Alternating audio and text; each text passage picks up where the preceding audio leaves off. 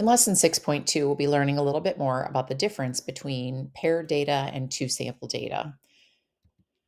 In some situations, data can be paired, but in other situations, this is just not an appropriate way to analyze data. And so this first chart in your notes is going to give you a quick summary of the difference between two-sample and paired data and how we analyze those differently. Now, if your data comes from two different groups, this is called two sample data. And we've seen examples of this in the past where maybe we've collected data from two different football teams over two different periods of time. Or perhaps we're conducting an experiment where we have groups, two different groups, but those groups are different size.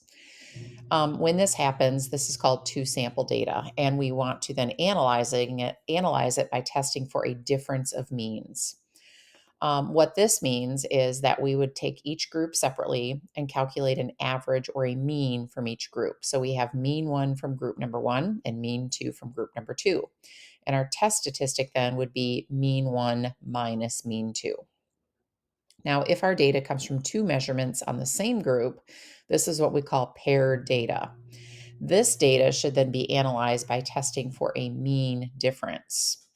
Now, in this case, what we would do is we would subtract to find the difference from each pair of data. And this is what we did in lesson 6.1 with our speed skating data, for example. Our test statistic then is the mean of all the differences. So we find the differences first and then find the mean difference.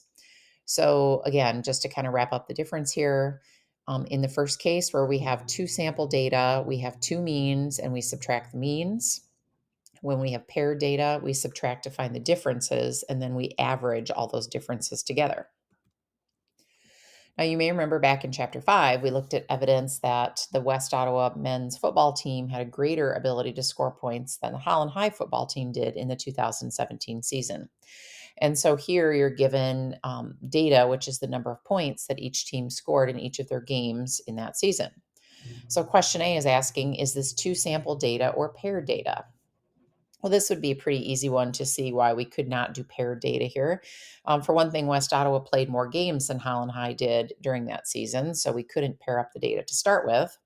And also, it just doesn't make sense to pair up, for example, West Ottawa's first game against Holland High's first game because they were playing different competitors. Now, if you somehow had a situation where you could match up West Ottawa's score versus Zealand, Holland's score versus Zealand, then that might make a little bit more sense, but that definitely was not the case here. So it just doesn't make any sense to pair this data up. So this would be two sample data, most obviously because West Ottawa has more games, so we can't pair up that data. So because we're working with two sample data, we would analyze this by doing a difference of means. And then in part C, we can go ahead and calculate that value. So a difference of means indicates that we need to calculate the average number of points that West Ottawa scored and the average number of points that Holland High scored. So we'll do that. The mean for West Ottawa was 33.1 points per game. The mean for Holland was 25.8 points per game. The difference of those then is 7.3 points per game. So that is a difference of means. Let's look at example number 2. And in this example, I'm going to show you a calculator shortcut here that you can use. So we have a swim coach that wants to determine if it makes a difference for his swimmers to wear tech suits made of water-resistant polyurethane compared to traditional suits made of Lycra. He recruits 8 members of the team to participate in an experiment. He randomly assigns 4 swimmers to wear the old Lycra suit first and the other 4 to wear the new tech suit first. They will each swim 100 yards, then rest for 30 minutes, switch suits, and swim another 100 yards. Their times and seconds are given below in the table. So part A is asking, is this two sample data or paired data, and explain. Well, in this case, each swimmer is swimming 100 yards twice. So we're taking 2 measurements from each swimmer. So this would be definitely a paired experiment because, again, we're taking 2 measurements from each swimmer. Now, another way that the coach could have done this is that he could have had 4 swimmers swim in one suit and 4 swimmers swim in the other. And in that case, that would not be paired data. But because we're taking 2 measurements from each swimmer, this would be paired data. Now, part B says, would it be appropriate to calculate a difference of means or a mean difference? With paired data, we use a mean difference. And now part C, it asks us to calculate that value. And this is where I'm going to show you a calculator shortcut. So if you have a graphing calculator, one thing that you can do is you can take those two sets of data and you can put them into the list in your calculator. So you'll notice I have those numbers stored into list 1 and list 2 in my calculator. Now I just put them in the same way that they were in the table. So I put the top row, which is the time with the tech suits, into list number 1. And then with the second row, which is the time with the lycra suits, I put those into list number 2.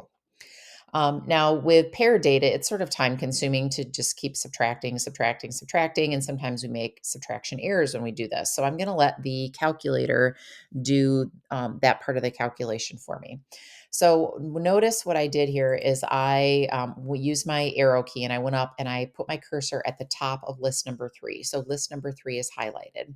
And then what I'm going to do is I'm going to type a formula in there. So I'm going to tell my calculator that I want it to take the value that's in list 1 and subtract the value in list 2. So I typed that in there, and you may remember that the key sequence that you need to get list 1 and list 2, you have to hit the second button on my calculator. That's the blue one in the upper left-hand corner. And then right above the 1 key printed in blue, it says L1, and above the 2 key, it says L2. Now, if I do that and I hit enter, what my calculator is going to do is it's going to calculate all those differences and automatically populate them into list number 3. So I don't have to do them all individually. I just have to take a minute or so to type the data into my list. Now, you may have already noticed that when I typed my numbers into my list, I made a mistake. And that mistake is right here, right? I mistyped that value. It's supposed to be 55.9, I believe. Actually, that's not right either. It should be, 53.5, and I missed the 3 in the 53. So notice that my difference here, I got a difference of negative 47.74. And you want to be just take a minute or two to just double check your list entries to make sure that you don't do that, because that can really throw off your calculations, obviously. So I would go back and fix that before I proceeded further with this problem. Anyway, then you can then use your one variable stats function to just figure out the mean difference. So when I went into my one variable stats function, I now want to tell my calculator that I want to use list 3 because that's where I have my differences stored in my calculator, and not using list 1 or list 2 anymore because I've already used those to calculate the differences. So that's just kind of a faster way that you can do these mean differences. Um, it's a little bit faster than doing it all by hand, but you can certainly do it by hand if you want to as well.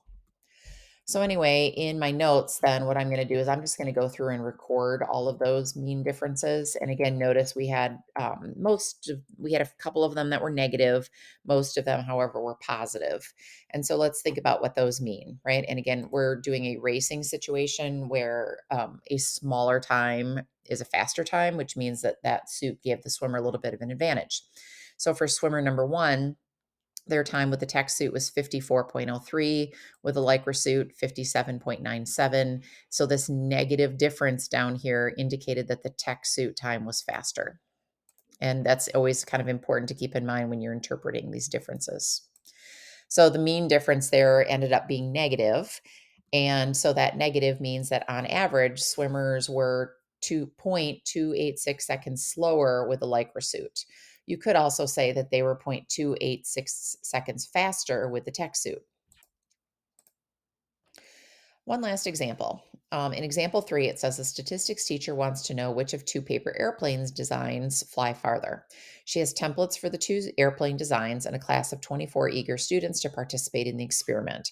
Students will fold the paper airplanes, fly them in the hallway, and then measure the distance that each plane flies. And so now we just want to look at different ways that we could conduct this experiment using either paired or 2 sample data. So first, if the teacher wants to collect 2 sample data, the way that the teacher could do that is to split the class into 2 groups. And since she has 24 students, we would want to do 2 groups of 12. So 12 students would fly one airplane, 12 students would fly the other. We would maybe randomly assign them into the 2 groups instead of letting them self-select. And that would be a way that we could collect 2 sample data. Now, to have the students to collect paired data, obviously, we would want to have each student fly both airplanes. And here again, we would need to do some random assignments. So you would randomly determine maybe which type of airplane each student flies. Now, in this case, which design of the experiment would be better? Probably the paired experiment would be better to fly. For one thing, we would have more data, right? And usually we know that in any type of experiment or observational study, collecting more data is always better. Also, we probably will have some variables we can't control, which would be affecting both groups equally. I know from experience that sometimes when I've had students fly paper airplanes, and even when I've given them templates, that some students just have trouble folding the paper airplanes, and that can affect the distance that the planes fly. Well, if we have a student that has trouble folding the airplanes, they're probably going to have trouble folding both types of templates, and that's going to affect both flight distances equally. And that's what we kind of want to happen. And that's why, in a lot of times, if we can do an experiment with paired data, it just gives us better results. Please do homework 6.2 in your assignment packet.